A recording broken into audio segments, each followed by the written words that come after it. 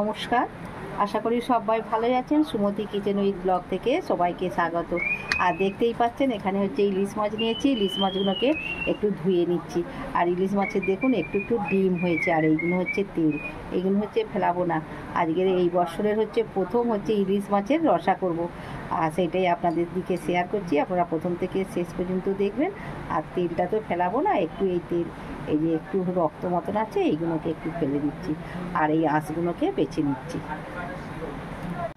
আঁশগুলোকে একটুখানি হচ্ছে ছাড়িয়ে নিচ্ছি। আর ইলিশ মাছকে কিন্তু বেশি হচ্ছে ধোবো না, পরিষ্কারই আছে ইলিশ মাছটা। একটু আঁশগুলোকে ছাড়িয়ে নিচ্ছি। আঁশ তো ছাড়িয়েই কেটে নিয়ে এসেছে বাজার থেকে। আজকের হচ্ছে মাথাগুলো করবো না, আজকে 5টা করব। একটা বনুকে দেবো, আর আমরা 4জন 4টে করব, রসা করব। আর এই যে ইলিশ মাছের যে এইগুলো হচ্ছে ফুলকো বলি, এখানে অনেকে বলে কলসা, আমরা গ্রামের লোকেরা বলি ফুলকো, আর কলকাতার লোকেরা বলে কলসা। এই যে এইগুলোকে ছাড়িয়ে নিচ্ছি, এইগুলোকে পরিষ্কার করে ধুতে হবে। দেখুন কত নোংরা আছে। সব মাছগুলোকেই কিন্তু এইরকম করে হচ্ছে ধুয়ে নেব। ইলিশ মাছের কিছুই বাদ যায় না, তেল, পোঁটা, কলসা, এমনকি আঁশ পর্যন্ত খাওয়া যায়। এত টেস্ট ইলিশ মাছের, কিছুই ফেলে দিতে ইচ্ছা করে না। 5 পিস মাছ ধুয়ে পরিষ্কার করে নিয়েছি, এবার একটু লবণ মাখিয়ে দিচ্ছি। আজকে মাছের পিসগুলো কিন্তু দারুণ, দেখতেই পাচ্ছেন কত মোটা।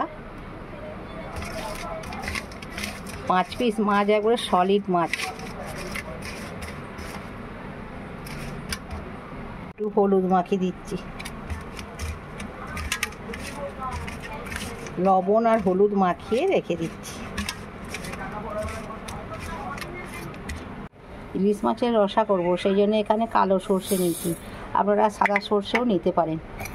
আর এখানে এই যে কাঁচা লঙ্কা নিয়েছি, একটু ঝাল ঝাল করে করব। আপনারা যেমন ঝাল খাবেন সেই বুঝে কাঁচা লঙ্কাটা দেবেন।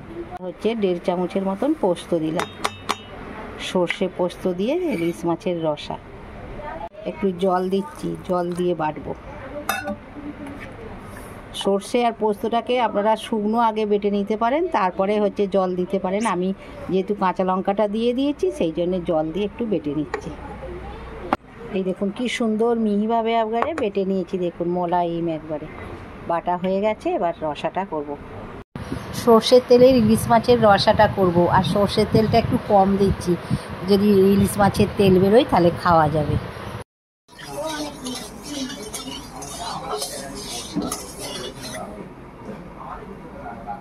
হালকা করে মাছগুলো ভাজবো।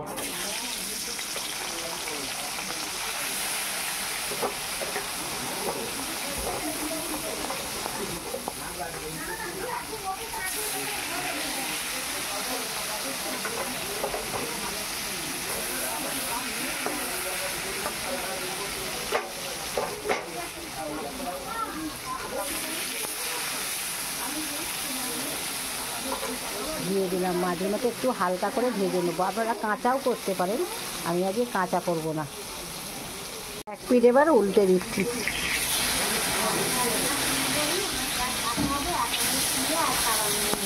খুব কড়া করে ভাজবো না,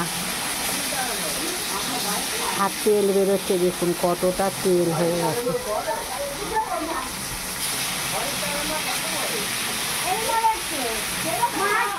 ভাজা হয়ে গেছে, তুলে নিচ্ছি। এর থেকে বেশি আর কড়া করব না। এই মাছটাকে একটু কড়া করে হচ্ছে ভাজলাম। এই মাছটা হচ্ছে ভাজা খাবে, বনুকে দেবো, ভাজা দেবো। আর অনেকটাই হচ্ছে তেল বেরিয়েছে, একটু তেল তুলে নিচ্ছি। একটু তেল তুলে নিয়ে কালো জিরে ফোড়ন দিলাম। তেলের মধ্যে সর্ষে পোস্ত আর কাঁচা লঙ্কা বাটাটা দিয়ে দিলাম। একটুখানি জল দিয়ে হচ্ছে ধুয়ে দেবো। আর খুব বেশি হচ্ছে নাড়বো না, নাড়লে হচ্ছে তেতো হয়ে যাবে। এবার বাটিটা ধুয়ে একটু জল দিয়ে দিলাম। আর এই বছরে আমাদের প্রথম হচ্ছে ইলিশ মাছের হচ্ছে রসা হচ্ছে। প্রতি বছরই অনেক রকমের ইলিশ মাছ করে খাওয়া হয়, এই বছর এই শুরু হলো। জল ঢেলে দিয়েছি, স্বাদ মতো লবণ দিলাম, আর ঝোলটা ফুটে উঠেছে। আপনারা যেমন হচ্ছে রসাটার হচ্ছে গ্রেভি রাখবেন, সেই বুঝে জলটা দেবেন। এবার মাছগুলোকে দিয়ে দেবো, দিয়ে একটুখানি হচ্ছে ফুটিয়ে নেবো। আপনারা ইলিশ মাছকে কাঁচাও করতে পারেন, আমাদের কেউ কাঁচা খেতে চায় না, সেই জন্য একটু ভেজে নিয়েছি। আর দেখুন মাছের হচ্ছে তেল বেরিয়েছে, তেলটাও দিয়ে দিলাম। আর ওপর দিয়ে একটুখানি হচ্ছে সর্ষের তেল দিয়ে দিচ্ছি, দিয়ে নাবিয়ে নেবো। ভালোভাবে ফুটিয়ে নিয়েছি মাছটা দিয়ে।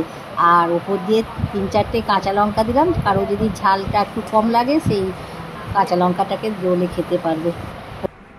ইলিশ মাছের রসাটা আমার হয়ে গেছে, এই যে এখানে হচ্ছে ঢেলে নিয়েছি। আশা করি আপনারা প্রথম থেকে শেষ পর্যন্ত দেখলেন।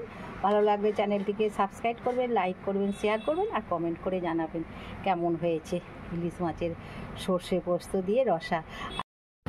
সর্ষে পোস্ত কাঁচা লঙ্কা বাটা দিয়েই রসাটা করেছি, একটুকু কিন্তু গ্রেভিতে হলুদ দিইনি। হলুদ দিয়ে ভেজেছিলাম তো সেই জন্য হলুদ হলুদ লাগছে, আর হলুদ দিতে লাগলো না। আপনারা যদি পছন্দ করেন তাহলে রসাতে একটু হলুদ দেবেন। কাঁচা লঙ্কাগুলো একটু ওপরে দিলাম দেখতে সুন্দরের জন্যে। আর কত সুন্দর হয়েছে দেখুন রসাটা। তাহলে বন্ধুরা আবার দেখা হবে, ততক্ষণে সুস্থ থাকবেন, ভালো থাকবেন আর অবশ্যই আমার পাশে থাকবেন। নমস্কার।